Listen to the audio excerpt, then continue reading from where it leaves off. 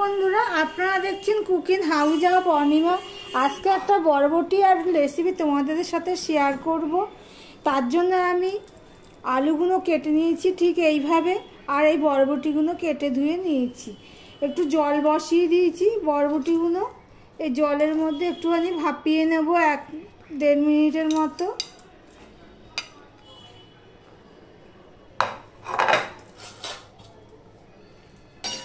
একটুখানি ফুটে উঠলে গ্যাসটা অফ করে দেব।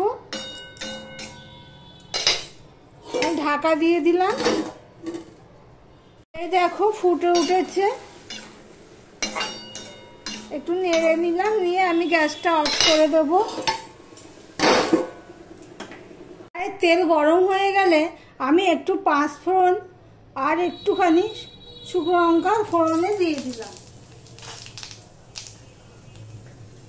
শুকনো লঙ্কা 5 ফোড়নটা হয়ে গেলে আমি এখানে দেখো একটা বড় সাইজের পেঁয়াজ কেটে রেখেছি আর 4টে কাঁচা লঙ্কা চিড়ে রেখেছি, এগুলো আমি দিয়ে দিলাম।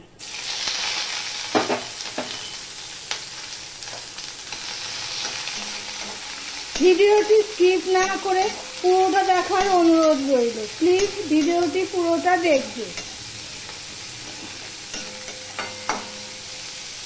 এবার এখানে যে আলু কেটে রেখেছি সেই আলুগুলো আমি দিয়ে দিলাম। পেঁয়াজ আর আলুটা আমি ভেজে নেব।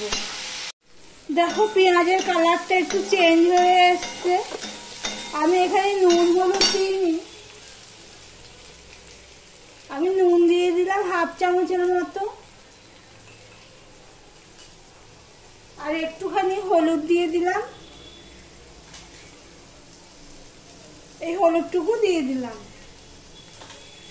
যেহেতু তরকারির পরিমাণটা কম, তাই জন্য আমি এখানে নুনের পরিমাণটা কম দিয়ে দিচ্ছি। এবার আবারও আমি ঢাকা দিয়ে দেব আলুটা সিদ্ধ হওয়ার জন্য।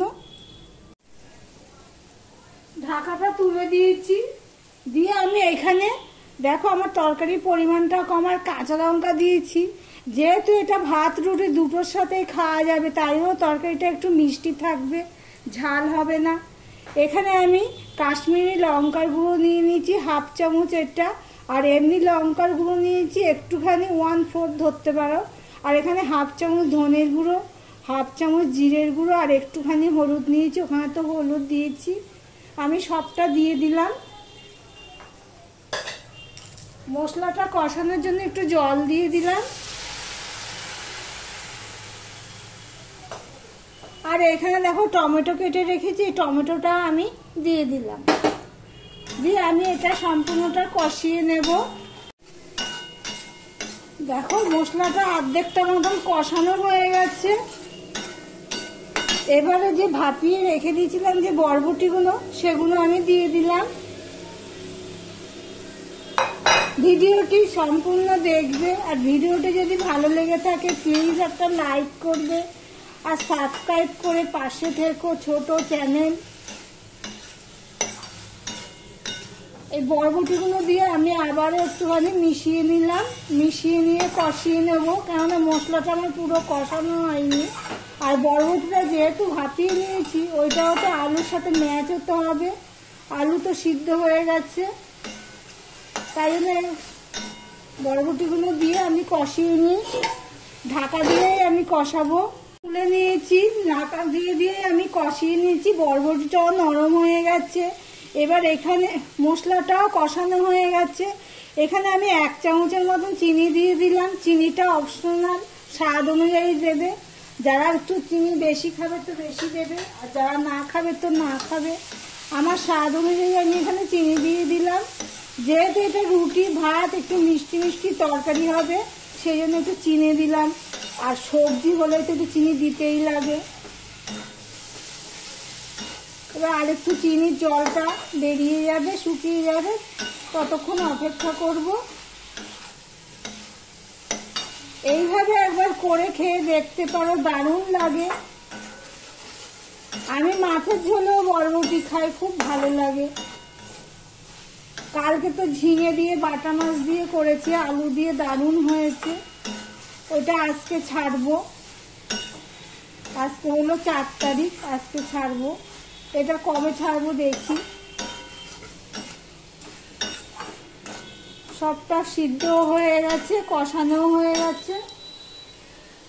আমি এবার এখানে অল্প জল দিয়ে দেবো, যেহেতু তরকারিটা একদম শুকনো শুকনো হবে সেই বুঝে আমাকে জল দিতে হবে।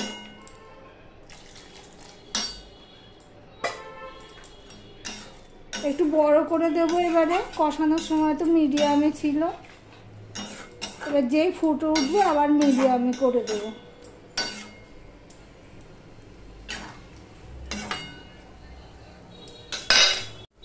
আমি ঢাকা দিয়ে 5 মিনিটের মতন রেখে দিয়েছিলাম।